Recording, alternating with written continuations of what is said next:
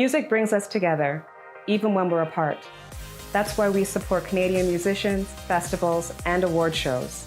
It's just one of the ways TD's Ready commitment helps build a more inclusive tomorrow. Good evening and welcome. Juliette Dunn here. I'm the Executive Director, Co-Creator, and Artistic Producer of the 8th Annual TD Niagara Jazz Festival. And I hope you're surviving with this heat. We're trying to here in Ontario. It's very, very hot, but do stay cool, hydrate, and all that jazz. And speaking of our land, we are here in the Niagara region. Let's recognize the land from which we present this evening. We would like to acknowledge that the land on which we present our performance this evening is the traditional territory of the Haudenosaunee and Anishinaabe peoples, many of whom continue to live and work here today.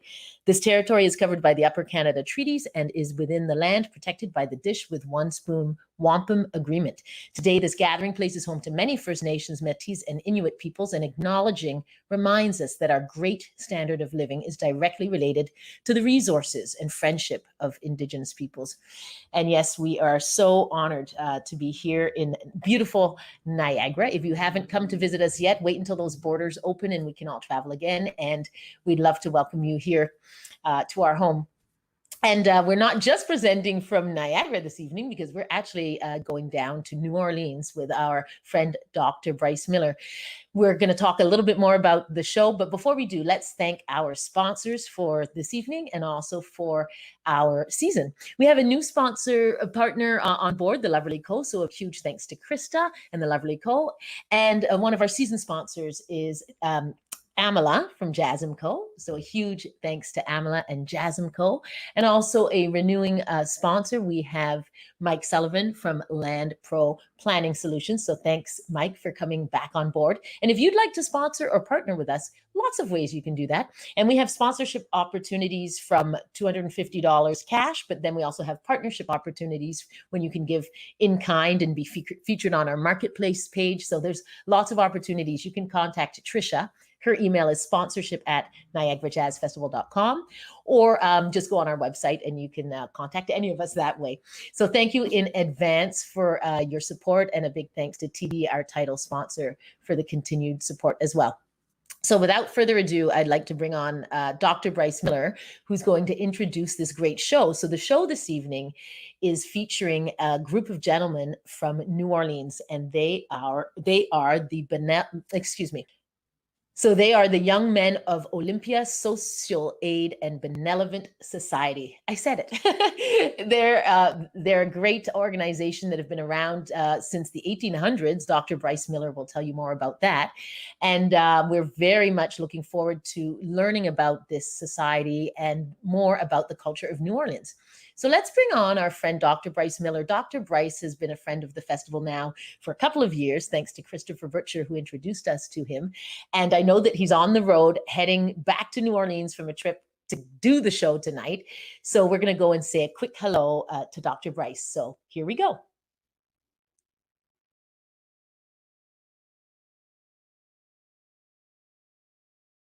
And here he is now. Hey, Dr. Brice, how you doing? How's it going, Juliette? Good, good. Thanks so much for hopping out of your car. Where are you driving from and to right now? You're in holiday? We are heading from our very first family vacation since the pandemic started.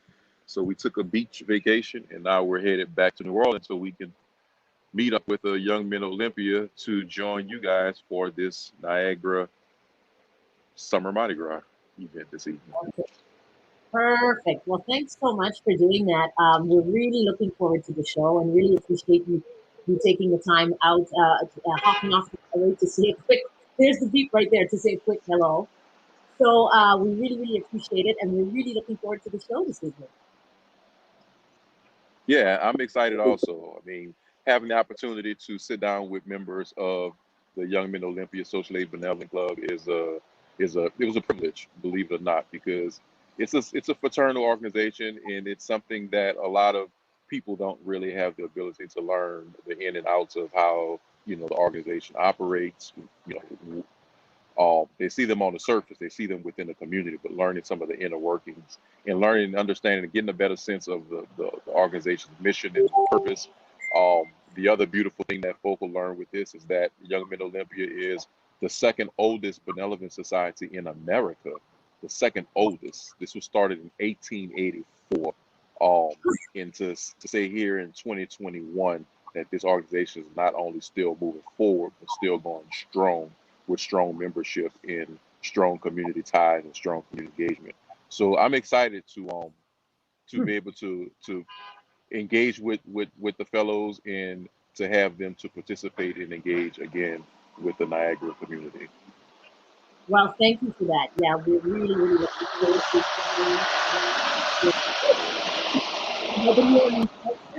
and I mean, on that note, we should probably let you get back on the road there.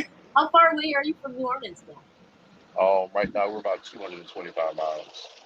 Okay, so you still got a few to go. Well, safe travels, Yeah. Dr. Brice, and have a great show, and thanks again.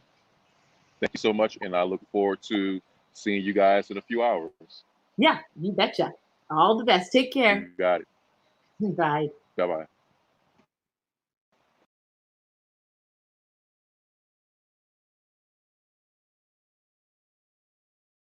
Yes, indeed, Niagara. I'm your man, Dr. Brice Miller, and like to welcome you back down to New Orleans for you guys' summer Mardi Gras. And I am excited, beyond excited. I'm crazy ecstatic for our guests for today. Not only is it my family, not only is it my brothers, not only is it just one of the greatest fraternities in New Orleans history.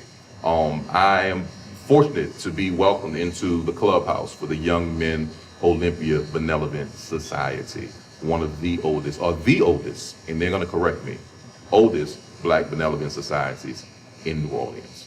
Ladies and gentlemen, boys and girls, welcome to New Orleans. All aboard, all aboard, all aboard.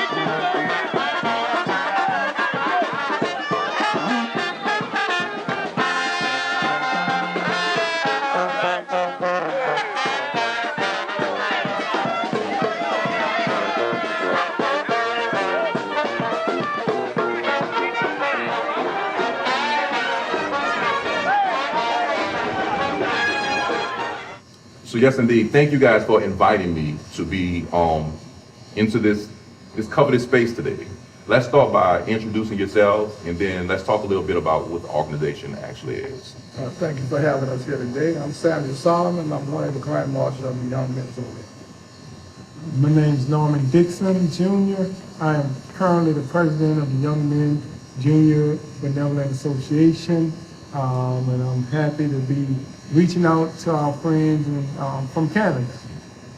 My name is Walter Gibson III. I'm the Vice President of the Young Men Olympic Junior Benevolent Association. Glad to be here today. And I am Jerome Templeman. I am the Grand Marshal of this organization. So let's talk about the organization. First, I guess maybe start by what is a benevolent society, and then let's talk about the history of the Young Men's Olympia Benevolent Society. Benevolent society is just that, benevolence. Benevolent is really just taking care of people, reaching out and assisting in whatever way you can that shows benevolence, from feeding the homeless, helping kids become educated, helping your next door neighbor who might be old and can't get across the street. That's what benevolent is. Okay. And that's why we're a benevolent association. Okay. And what is it that makes Young Men Olympia unique from other organizations here in New Orleans?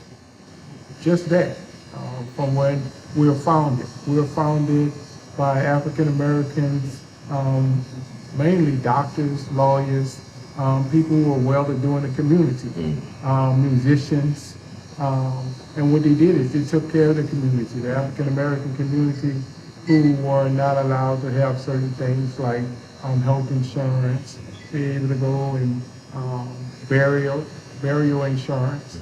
And what they did is they formed the Young Men Olympic. That's how we were formed, as an organization that took care of the community. And how long has this organization been structured? How old is the organization itself?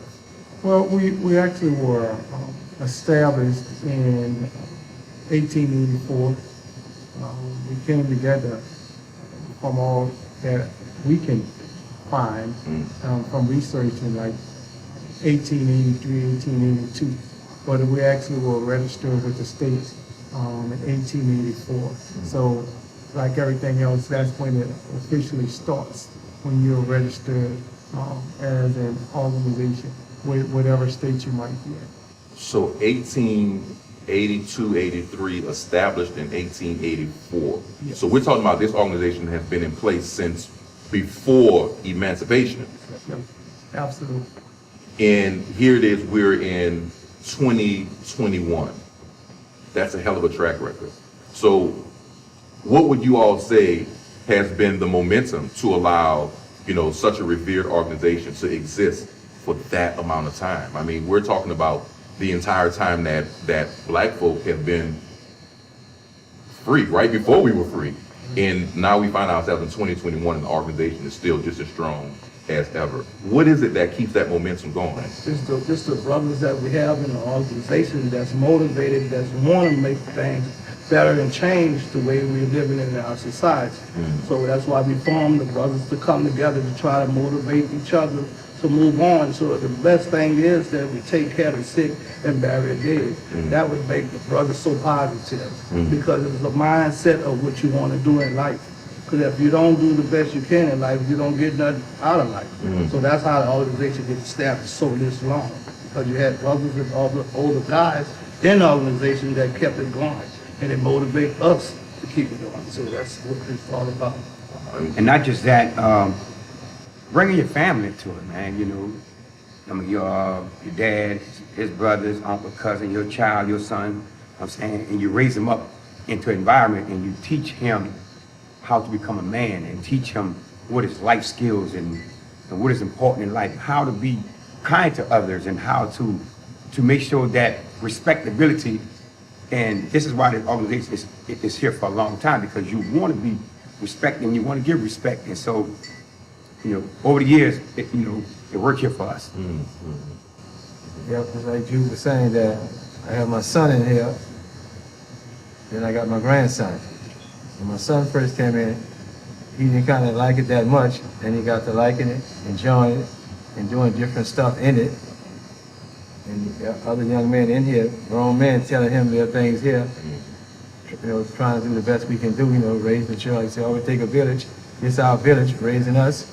It's like when I came in, I had Big Dixon, Mr. Alfred Carter, and Nathaniel Gray. That was my three amigos I came up with. Then I got to be Mr. Sam Solomon and a couple of more. That was always like my mentors, and always tell me little stuff, keep my head up. When you get your own division, what to do, what not to do, all that, making me a better man and keeping us going forward as we going now. I know I definitely love the beauty of it. I'm asking questions, however, specifically with YMO, I've been around YMO since I was in diapers, literally, with my dad. I love the fact of Jubilee mentioning family, because Norm is my family. And I remember when I became a teenager, Big Norm, just, man, you need to come to these meetings, you need to be a part of this, you need to be a part of this. And I remember when I, decided to do so, just the brotherhood, and it's something my dad always talked about. My dad was with Pinstripe Brass Band, so I've always done the second lines, and doing the traditional funerals. I guess I say that to say I learned so much about Black culture and the reverence and importance of Black culture. My dad did the same thing with Zulu, encouraging me to be a part of Zulu, and now here it is with both YMO and Zulu. I'm behind on dues. I need to pay dues and get back where I need to be. But I think this is one of the joyful things of such an organization. And with that, Noam, how about you talk about the fact of you literally growing up your entire life as a part of this organization, the role that your dad played in terms of revitalizing the social aid pleasure clubs and benevolent societies here in New Orleans during the 1970s. Well, since I've been alive, I've been a part of the Young Men Olympics. I officially became a member at the age of 7, and I stayed away for a couple of years when I was away at college, but when I came back, I immediately joined. And as Gil said before, and as Sam, who also came in with me in like 1977, we had more than one dad, you know. In neighborhoods and people who are usually close, they have uncles. We had other dads. That's just how close we were with each other's fathers, and how much respect and how much they helped us. I remember some of the things that used to kind of irritate me when I came back as a from college. Everywhere I would be in the streets, the men who raised me, you know, you start smelling yourself, as we tell our own kids. I start smelling myself, and you know, everywhere they would see me, it was like, they're Norman, are you all right? You need me to buy you something? And, you know, I'm like, man, I got my own money now, you know. I can make my own decisions. But after a short period of not smelling myself, smelling myself before and coming back to realize they were still taking care of me, kind of like your dad. And you know, dads don't want you to ever kind of grow up, but they know you need to. So I looked at it and I realized, you know, you got men trying to take care of a young man that means something. Because, you know, I hate to say, in our black culture, we have a bad reputation of trying to cut our kids loose and not take care of them and raise them like we should, which I think is a bunch of crap. These men were trying to take care of me and claiming me, and I wasn't really even theirs by blood. So that is growing up as a young man Olympian to me, having so many fathers, men that really always had your best interest at heart. And what about you, Gil? Because again, your son and now your grandson. Yeah, it was like Mr. Bucket sit me down a couple of times. Big Gnome, I used to work at KB with Mr. Bucket, and Gnome mother was there, so when Big Gnome came to pick her up, he'd give her the lectures at the front gate. You got me? Do this and do that. Then when we started going on gigs, I was the youngest one going on the gig. I learned so much on the gig, you wouldn't even believe. You hear me? Everything. When I go to my division meeting, I tell them the stories and stuff, and the eyes be like wide open, listening. Especially the younger group we got coming up in our group, everything is the new thing is never been done before. So y'all keep saying that. It's been done, it's been done. That's how they attack it. You know? Now when they do something, they always come back and tell me, let me know that what I told them. Now we got a middle age group called Brad. In the middle age group, we don't have that many. But even those, when they came up, when we first got in, they had grandfathers in here already. And their mom came and told us, I'm giving y'all my child now.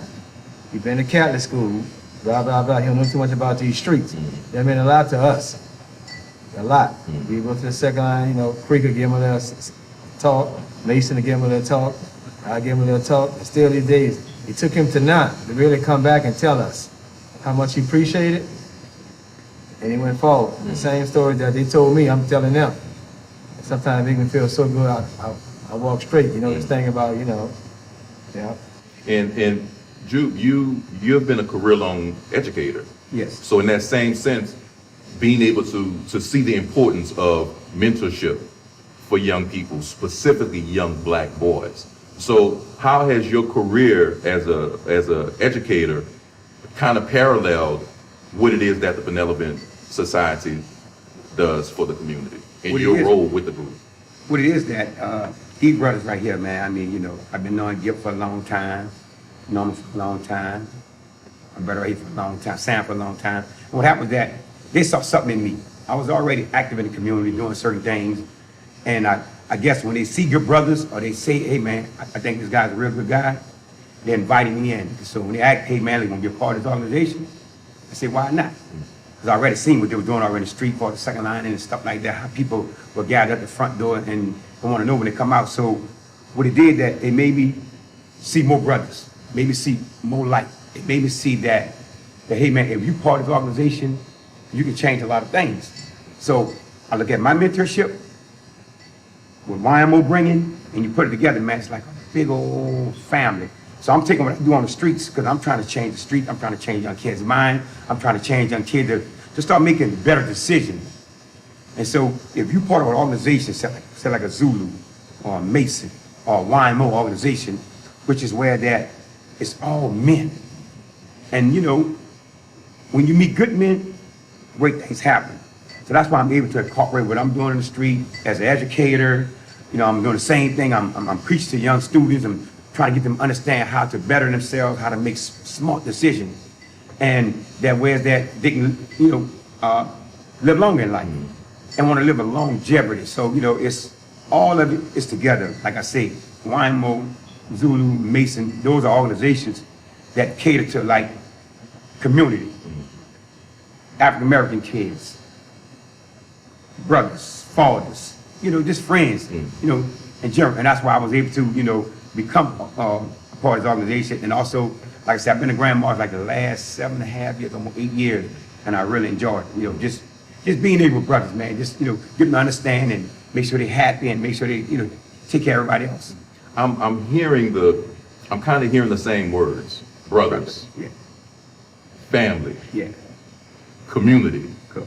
And it's joyous because to my right, I have my son. And everywhere I go, you see my son. And the funny thing is that Noam mentioned that no matter where he went, there'd be somebody in the community. Yeah. And what my son, it bothers him because no matter where we go, I know your dad. I know your grandpa. Somebody, I have chills saying it, because somebody begins telling him a story, but it's also the fact of there are always eyes on you. Not just mention that about your son, and my son go through the same way. Now everybody know DJ Jubilee, popular DJ in the city, album song, music, videos, and like I have to teach my son that to understand that, man, what I set up for you to where that your life can be okay if you happen to fall off, and people can watch that and say, hey man, you Jubilee son, and hey man, look, we got you, we'll take care of you. And that's one thing that us men have to teach our sons, that hey man, yeah, we establish ourselves as good men in the community, but take it, what we have done, man, and just go with the way with it. Stop trying to defeat it, beat it. And I know you want to go on your own, but that's cool. But make sure it's a positive image that you go on your own, you know what I'm saying? Don't wreck my name, don't wreck your name. And that way that you'll live longer in life when you go further in life. So that's one lesson I want to tell kids when you have fathers who are famous people in the community, or just famous people, period. Hey man, take the blessing. My daddy was Peter Rooster. Everybody know Peter Rooster uptown. He was the drummer, Indian, Wild Magnolia Indian. People tell me stories about him. And when they tell me stories about him, I'm like, okay, that's a good thing. So now they say, oh, that's a Peter Rooster boy right there. And you know, just teach your kids how to accept success and just roll with it. That's all.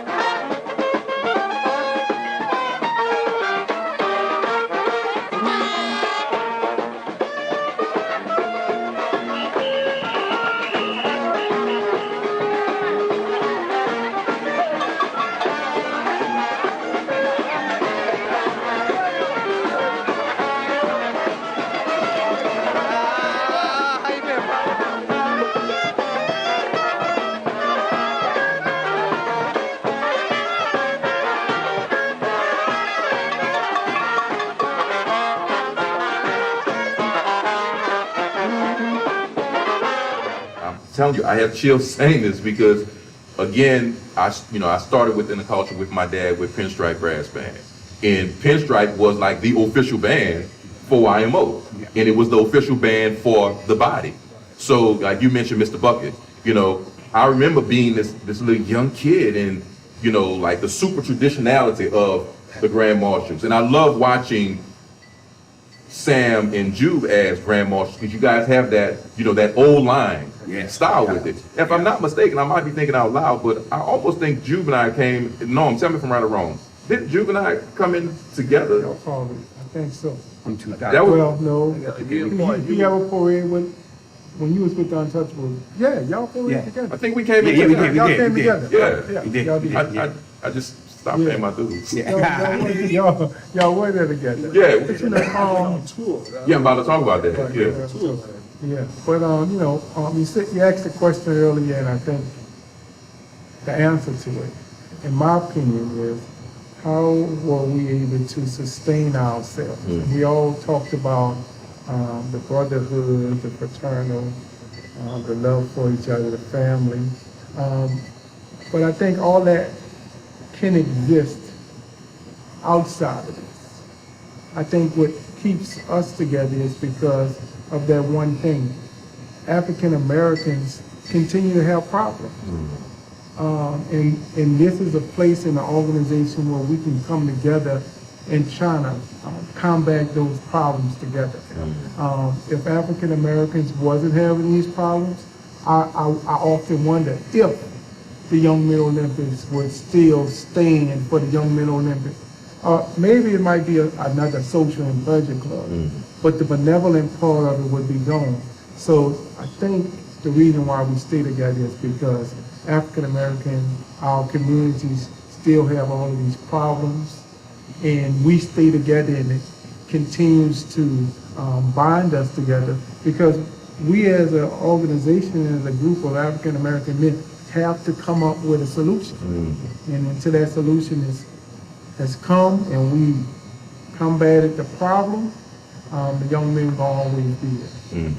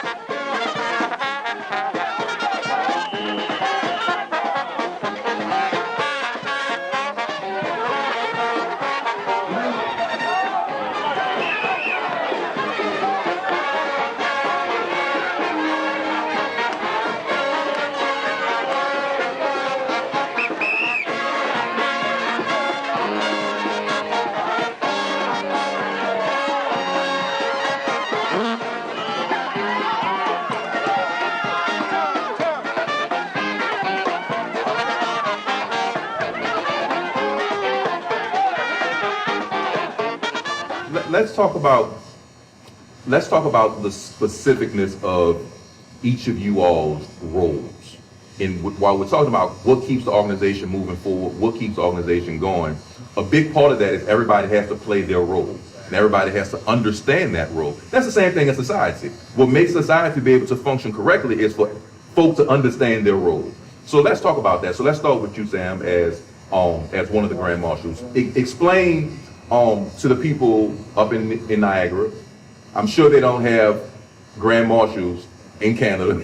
So let's explain to them exactly what is a Grand Marshal, what's your specific role with the organization? As a Grand Marshal, this role is basically to maintain everything in control, like for functions and different funeral processions and parades. What we do is, like, if we have a parade, the marshal will take care of the whole parade back and forth to make sure everybody's moving together as one in the procession.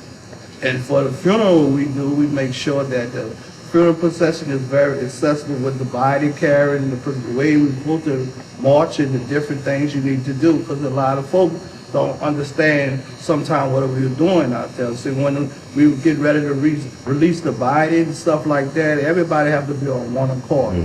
Sometimes it allows you have to take off your hat. Some people don't know when to take off your hat, so that's when the marshals come in and let them know, hey, you're supposed to take off your hat when you get ready to march. But when you're receiving the body, you all have to have on your hats and standing still. You understand? That's the basis of the Grand March. Listen. And what I recognize with your role is, and we're going to talk about doing private events and touring and stuff like that, because we've all been blessed to travel the world together. But a few weeks ago, we did an event for Juneteenth, and it was hot. Very hot. But no matter where you are, you still play the role, I should say, have the stance of the reverence of that Grand Marshal. Exactly. And I took some photos of you, and just watching your stature, I mean, it must have been 100 degrees out there. But just watching the calmness and the coolness of your stature, it's something that essentially, without opening your mouth, it garners respect. Because we was trained that way from the older guys that trained us. So we try to motivate ourselves to motivate the other person that's come behind us that want to receive this position. So if I'm not doing it right, that means the next person gonna feel that you don't have to do it right. So I have to do what I was taught to them. That keep it going on. For 140 some years to have a lot of African brothers together that long, hey, everything is just a success. So we've got to keep the motivation and move on. So Noam, let's talk about your role.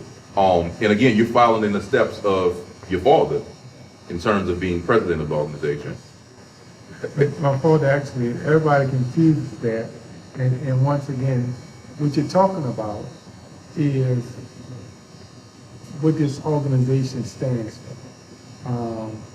Everybody thinks my father was the president, but he really was the chairman of the board. And why it looks that way is because everybody knew the role. When you're in public and when business is really being handled for the organization, the chairman of the board usually does it. He's the one who usually go out in front of everybody and handles the contract, handles the permits. So in his role, it appears to the outside person that he has the most say-so, but he didn't. And I tell people that all the time. It's important to know who you're working with. I think me and Gip have a great relationship. I'm the president, he's the vice president, but there's certain things that he's just better at than me. Now, can I do it? Yes, but can I do it better than him? Do I need to do it? No, because he does it. He runs this place. People call and ask me about renting the hall. I'll be like, I don't know. Got to call and ask Gip. You know, and certain things that I do, you know, go set up the insurance. He's gonna say, well, act normal about that. I ain't messing with the insurance, but we play a role in. Over the years that I've been in here for 40-something years, 44 years, I've been able to study people. I'm a social worker. My job is to listen and learn and hear what the person has to say in order to help. And I go back to the people. Nathaniel Green, one of the greatest young men Olympics. What I got from him, to me, he was a Grand Marshal. And to me, I learned what a Grand Marshal, order. Brings order to whatever we are doing. And he brought order. He told you what you needed to do, but he knew what you needed to do, so he told you. I've never seen somebody place things in certain orders where you just have to come, pick it up, and go about your business. You know, my dad, what he brought to me into this organization is up to another level of making money, traveling, going outside of just this city. We're just not an uptown club. We're going to travel around the world, as you know. He had that kind of vision of making it more than just a city thing. Jazz Fest. Put out displays to the world. And that's where it started, Jazz Fest, and go from there. So I don't want us to just sit in this clubhouse. Mr. Bucky, I have never seen, you can't ever match anybody's commitment to an organization. We're talking about over 80 years.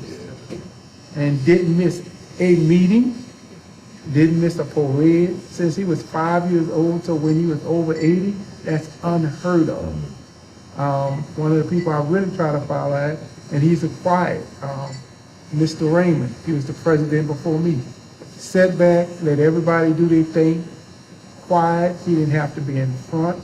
He didn't have to be seen. He let everybody do what they had to do, but when it was time for him to say something, he did. He knew that bylaws of this organization better than any of them. And I know that for a fact. And they all knew it, but he could recite it like the back of his head. Mr. Leon Anderson, hardest working young men Olympics person I ever seen, because I know, because he would call me at 11, 12 o'clock that night and ask me, are we doing this? Are we doing this? I'm like, man, what you doing working on this stuff this time of night? I'm trying to sleep. Well, I need to get this report ready. But that's what he did. So I took something from all of them, and as the president, it's my job to find out what my members bring to the table, and I could use my left hand. Well, he's on my left hand now, but this actually is the oldest friend I have. I don't know nobody longer than I know Sam. We came up together because our dads were best of friends. He sits back like me. He don't need the spotlight, but he can recite everything I can recite easily.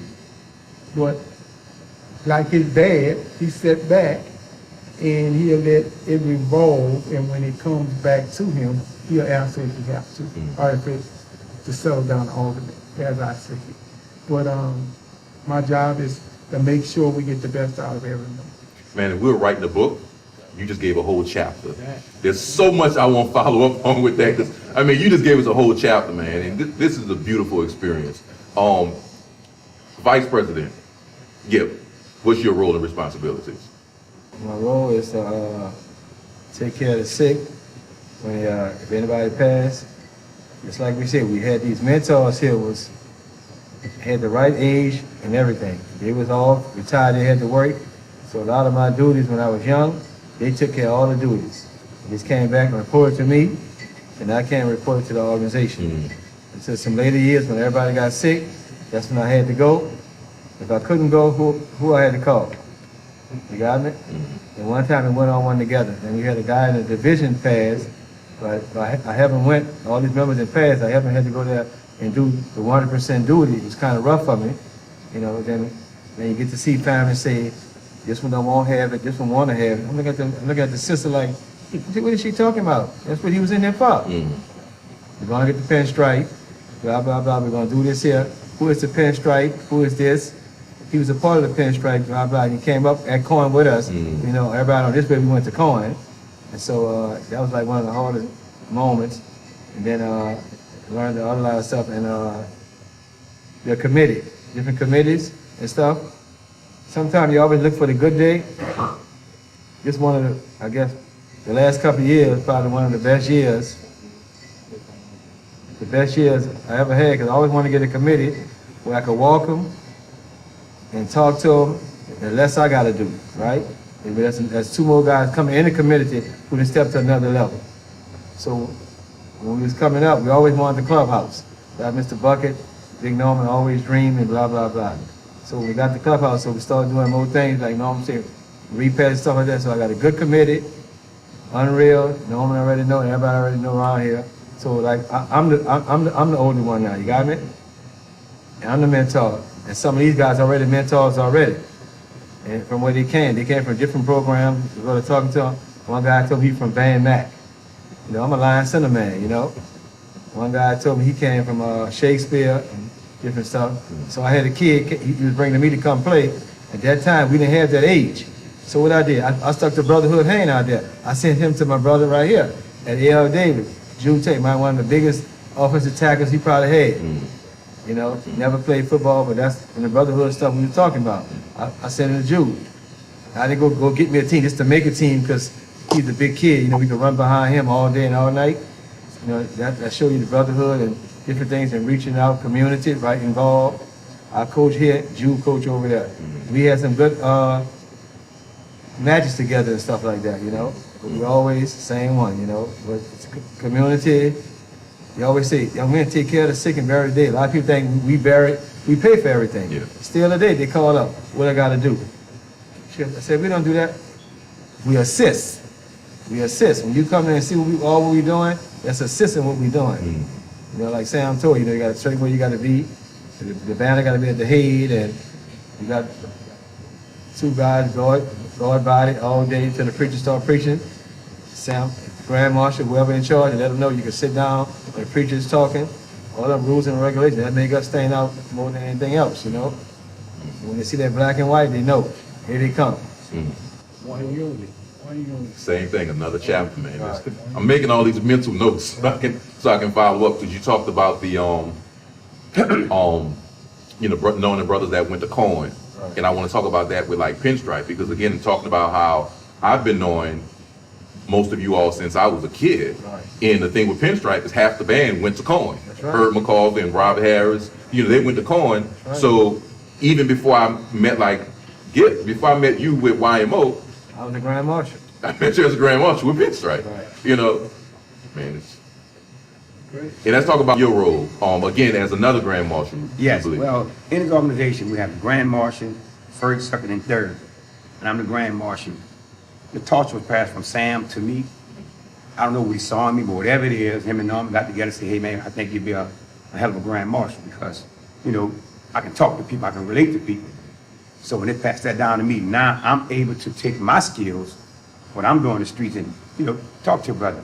And like I say, my job is to make sure that the parades start on time, meetings start on time, make sure that we are in perfect form, make sure we dress correctly, make sure we have a positive image outside in the street, making sure brothers are on their best behavior, meaning that carry yourself apart. You can't get out of line, you can't go jump on top of the roof and come down in second line and dance. You just can't do all that with YMO. Anybody else, you swing on the bus. You know, I mean, and that's my job, to make sure if you get out of line, I would definitely find you, I'll talk to you, sit you down and talk to you, make sure, hey man, look, do this accordingly. So that's my big major role as being a Grand Marshal, man, and I enjoyed it, love it. You know, go continue on doing you, just to keep this organization strolling. Like I said, I was talking about the best. Once he passed and talked to me, he told me, he said, man, this is your responsibility. You in control, nobody tell you nothing. You make sure that the police understand what's going on, how we move and who move first. When it's time to roll, let's roll. When it's time to stop, let's stop. And just making sure brothers get their due. When they come back to this clubhouse, to come in that door, they want to come in that door shining. So that's my job as a Grand Marshal, to make sure that space is there, they're on time, they can be seen. Come on in and just have a successful year. As a Grand Marshal. I'm full of like mental notes right now, listening to each of you all. Because again, your Grand Marshaling style, you remind me of Mr. Bucket. You know, you have that grandeur about yourself. I remember Gip, again, way from when I was young. Gip had this move where he put his hand on his hip and kind of do this little circle dance. And then that was like one of your signature moves. I'm sure you got a whole bunch of them, but that's one of them that stands out in my mind. Norm, it's like Norm was always aware of everything that was going on around. So Norm was actually always like the calmest of the dancers, more of a strut, because I could always see, I remember the first year that I paraded, you know, and same thing, it's like I could see him just like watching over everything, you know. And then whereas Sam, you're like a chameleon, because you go from that strut all the way to like just getting with it, you know. But I'm also hearing so much, and something that Norm mentioned, again, going back to your dad, going back to Big Norm. I remember when I was working with Jazz and Heritage Festival, your dad worked with Quint Davis. And I remember your dad, I was in the office for something, I remember your dad pulling me to the side and saying, it's more than the streets. He says, more than the streets. We got to bring this thing to the world. And at that time, we were talking about brass bands. And let's talk about that a little bit, because again, we have been blessed and pleasured to travel the world together.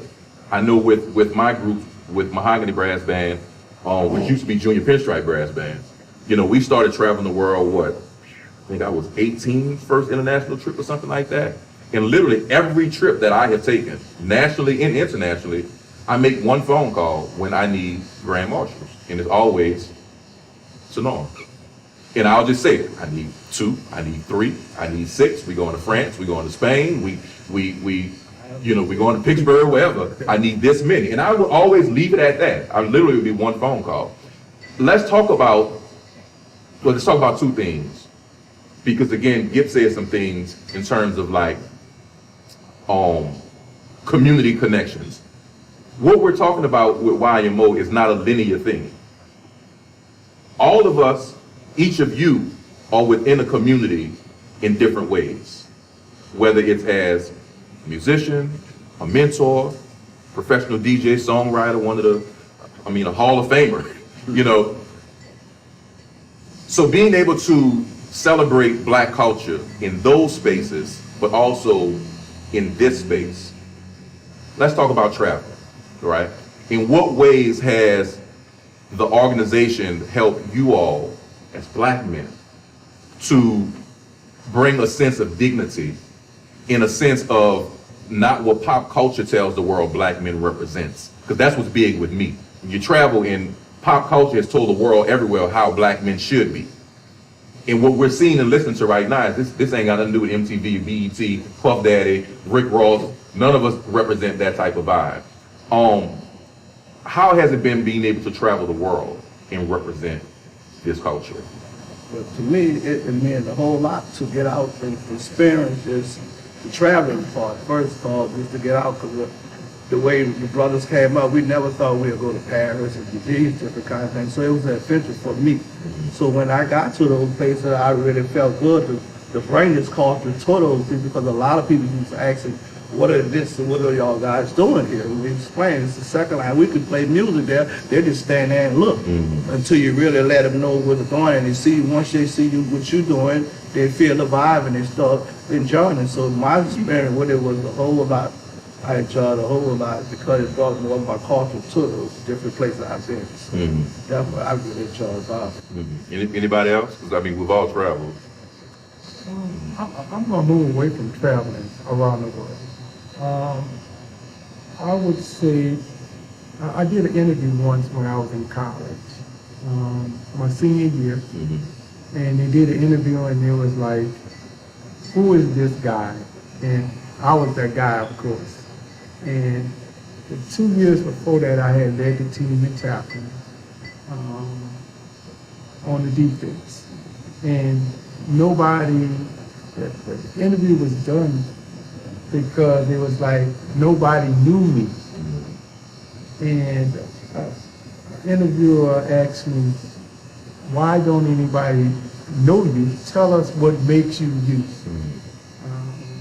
And one of the things that I first said, I said, God, my parents, and the Young Men Olympics. And I had a chance then to go into who were the Young Men Olympics. And I told them, you know, it wasn't about being a show-off or a rah-rah guy. It never just was a rah-rah guy. Because, and I think the majority of that is because of this organization. I was lucky enough when I was in high school, Gip would come to my high school game to see me play. And he'll tell you, I was never a rah-rah guy. Because the men in this organization had, when I looked at them, I seen the way they carried themselves. They wasn't loud and kind. They all dressed well. And I told everybody now who always say, why those guys dress so well and go to the second line, is because half of us coming from church. So they just kept their church on, maybe changed the tie and the jacket. But they were so laid back and they knew who they were. And that's how I was. I knew who I was. And I never had to be a rah-rah guy. And I'm talking about, I'm in Utah. Being successful, being admired, and I'm talking about African American in Utah, where it's a home of the Mormons, who didn't even accept African Americans in their church until 1977. but I was respected by the whole community, and it's because how I carried myself. And I think, a lot of people tell me I had an old soul, and I know we all heard that term before, way before I got older. And that's from following those guys and watching all their moves and what they did, what worked, what didn't work. And I tell my people, one of the things that I cherish the most about my dad is he accepted me looking at him and judging him. What I would take from him, what I wouldn't take from him. You know, he would bring me into things and introduce me into his whole world. And some things I just didn't like. You know, nobody's perfect. That he did, and he accepted that. So just growing around them, and the same thing for Mr. Bucket, Mr. Steve, Mr. Nat. It's just things, the majority of their life, when I look through my lenses at them, they were heroes. But even heroes have things that you shouldn't do. And that's was one of the biggest things of traveling that I found out what this organization, how it changed my life and made me who I am. And I'm going to follow up with that. What would you say, following up with that, Jubilee? Because again, you're nationally known. You're a superhero locally when it comes to music. And then again, your role is completely shifted with the reverence of being the Grand Marshal within YMO. So how following up with what Norm said, how would you say that applies to your existence? So now it's spreading YMO out to everyone, let you know, hey man, our arms are open. So that's a big plus for this organization, and being around that long. The oldest benevolent association, I think, in Louisiana or the South. Right now, we're the second oldest benevolent organization in the country. Yeah, in the country, yes. There's only one benevolent that's older than us, and that is the fire benevolent. Yeah. Wow. Yeah, everybody else, police benevolent, and anybody else after that falls after us. We're number 2. The firemen's benevolent is. So, in what ways have being the second oldest benevolent society in America, in what ways has the role of benevolent societies and also social aid pleasure clubs here in New Orleans specifically, in what ways do you think we may have seen some changes that go away from the importance of community? And what I mean by that is, how do we, I guess I'm trying to, how to put this in words, how do we stay true to the mission and not fall to the traps of like the tourist economy, of like just cultural performance, just doing it for the sake of doing it, but doing it for the sake of having a role? I think what we have to do is just keep the focus on why we do it. And that's where I was leading to earlier. The Young Men Olympics stays alive because they continue to have problems in the black community. One of the things, when I think social and pleasure, it's just that. They do it for pleasure. It's a way of not having to deal with it, the rough world that we live in. And I think, you know, it's okay to use things for pleasure. I never, ever, you would never hear me say anything about social and pleasure clubs, because I think they're needed. But we're just not that. It's a part of us, but we're not a social and pleasure. And I think in order to keep this going, and when you say commercial and keeping it traditional, I think you use what you have. You get the most out of what you have. You social and pleasure, make it enjoyable. You're benevolent, make it benevolent. And what happens is, if you keep the values of why you're doing this, I don't think it ever is going to just become a tourist fad, and people just coming together just for the tours and the entertainment. It always has to be personal. As a musician, I'm pretty sure. You learn to love playing music, and that's why you play. You really don't play to go make money. Now, of course, it becomes a profession and you can make money, but your first thing to yourself that you have to keep is that I'm playing this music because I love it. And I think as long as we understand that, like I tell them all the time, I don't have the second line another day, ever. Really, I don't. But what I do is I have to be a part of this brotherhood and making a difference in our lives who are in here, in the lives of the community in which we're in. Second line, I mean, it's way back there, man. Yeah. Way back. So. And also, not just that, but piggyback on normalcy, as a benevolent organization, and the reason why we stay true to our culture because our bylaws.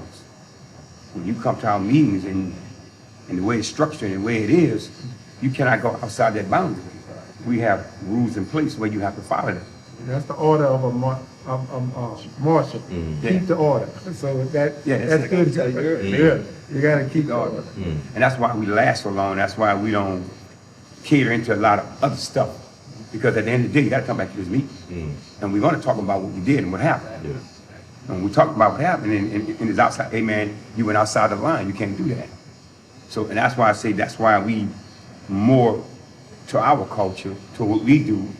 And like I said, if you want to be a part of something great, you got to understand what we do. And we don't mind you coming a part of it. It's just that when we hand you that book, we swear you in, gift swear you in, put you on that Bible, it's on. You just got to respect it. That's why we round so long. We've covered so much, and I super appreciate everybody's time and knowledge. I mean, I've learned so much. Let's talk about one more thing, because right now we're being represented by 4 individuals of many individuals within a beautiful fraternity and brotherhood. Let's talk about the divisions, because that allows us to understand the role of the kids, because there's a kids division. So let's talk about the different divisions, the body, etc. And then we wrap it up with that. We base on like 5 divisions. The first division is always the body, but now we switch it around. The body, the first division is the first division. That's the main part of the perception. The body is the whole for the organization. So if it's no other band, it's going to be a body. So those 6 groups that we're talking about, if it's never happened in one band, those 6 groups going to be with that one band. So that's basically the success of how that goes like that and stuff like that. And what we do is, the division is basically a way of just dividing the organization so more people can have fun. It wasn't talked about much, but once in a while they'll talk about it. And I think really Mr. Bucket and Mr. Steve and Mr. Uncle Johnny were the only ones really that felt where they only had one band. You had 100 members following one band. Those days were many moons ago. But we have since divided the organization, and that's what we always need to remind each other, and that we can keep at the front of our head is we have divisions. We have right now we have the body, the first division, the big steppers, the new look kids, the untouchables, and the Furious 5. We have 6. Now the most I have ever seen there was 7. Me personally have been in 7 different divisions. So the division thing, that's why I say it's never been important to me. If all of them show up, that's the most important. It represents the organization. But I've been in 7 different divisions. That doesn't mean anything. I've been a Young Men Olympians for 44 years, and that's the only thing that matters. Because divisions can come and go. And Sam said the first, which has been around here as long as me and him have, over 44 years, but to be honest, I think they missed 1 year. The body's still there. The body never leaves. All the other divisions can go bye-bye, but the body will never, ever leave, because that's the organization.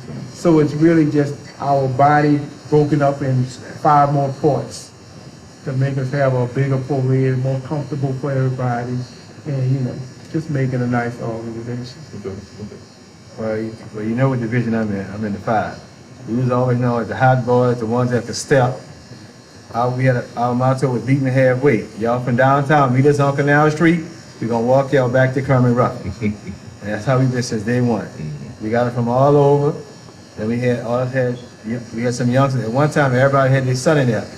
Nobody was involved in second. Mine, Sporty, Mason, I think and one more. They came in, you know, God bless all of them in college, about to retire, the ones who not parade. I never thought my son would get involved like he got involved with it. He just, one night just woke up, he thought he was, one day he think he Creek, one day he think he Mason. He just got into him, and people start doing gigs, and we don't have enough people parade. Can y'all come parade with us and make a division? Good, all them respectable, you know. And let's wrap it up with the body. Oh, the body, man. Hey, man. To me, man, body is beautiful to me. I like the body because it's black and white. Simple costume in the world, man. You get your black tie, white shirt, you know, and it's bring the young brothers in the organization first to let them see that, hey, man, look, you start here first. And then when you work yourself through the body, you know, you in front of the line, you lead the parade, so you get to see everything first. Then when you feel like you want to be with Gibb or the Untouchable, Norman, them the most stylistic, hard-working, I'm talking about putting suit together, combination, shoes, socks, the whole 9 yards. Spending your money for that event. If you want to get down with that, and you know you want to be known, you want to be seen, you want to be heard, you roll with one of the top divisions, Untouchable, the Furious 5, because them guys, they party. You come to the body, you're gonna roll with good, smooth guys who just want to just two-step it on out and keep going, you know. So that's why I like the body, man. The body is simple. You come in the body, you black and white all day. And that's how we keep the party going, man. I'm Jerome Temple. I am the Grand Marshal of the Young Men Olympic Benevolent Association. Waldorf Gibson III, Vice President of the Young Men Olympic Benevolent Association. Norman Dixon Jr., President of the Young Men Junior Benevolent Association. Samuel Solomon, Grand Marshal of the Young Men's Olympic Benevolent Association. Thank you guys so much. Thank you. Yes, indeed, Niagara, your man, Dr. Brice Miller. So New Orleans. All aboard, all aboard, all aboard. True, true.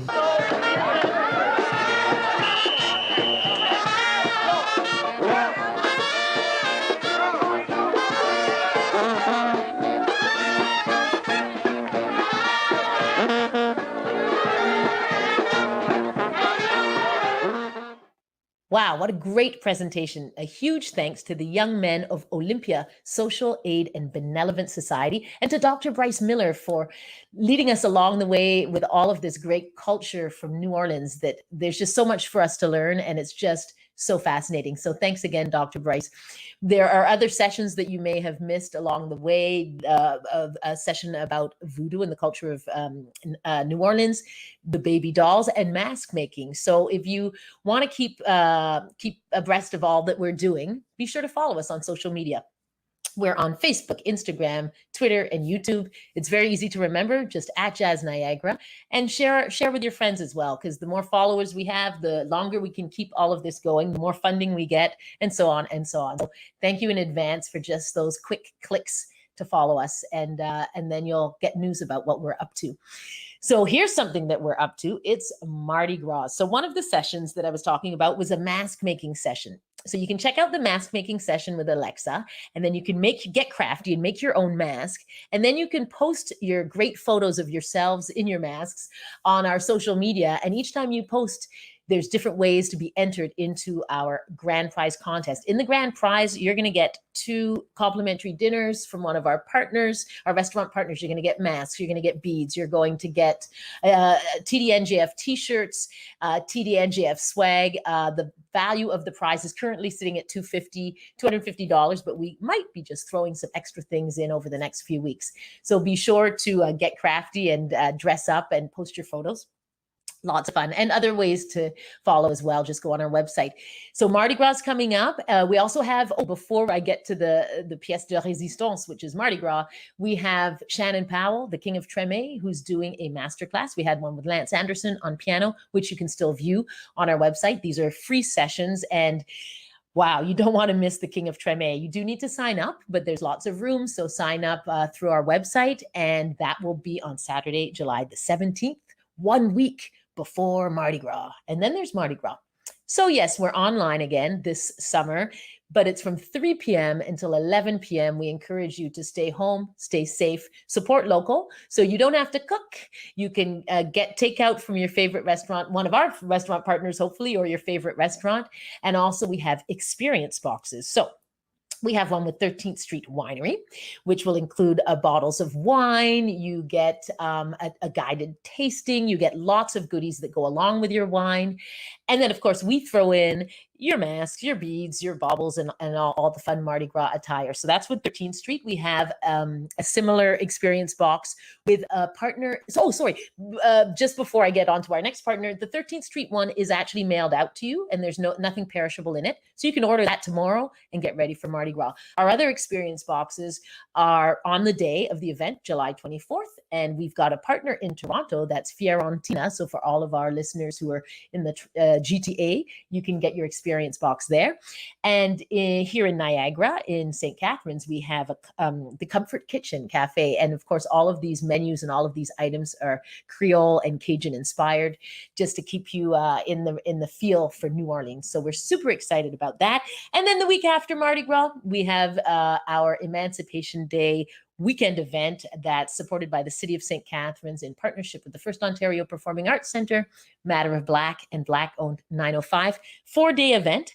The festival's focusing on August 1st, which is the traditional day of the picnic. We will not be getting together in Lakeside Park this year, but we're all going to do picnics at home. Again, with restaurant partners, and that will all be on our website shortly. We're doing a big reveal next week with all of the organizations. I'll give you a sneak peek, though, of some of the artists. How about Tiki Mercury Clark, Kia Emmanuel, we've got Claude Hall, and more and more. And then we have Sammy Jackson, who just won the Juno for the Vocal Jazz Album of the Year. So we are thrilled to have all of these great artists with us. Oh, and Diana Braithwaite and Chris Whiteley, who will be piping in from British Columbia. Phew, that's a mouthful. I'm going to let you go. Please stay safe, stay cool, stay hydrated. We will see you very, very soon. And thank you for joining us. All the best. Take care. Bye.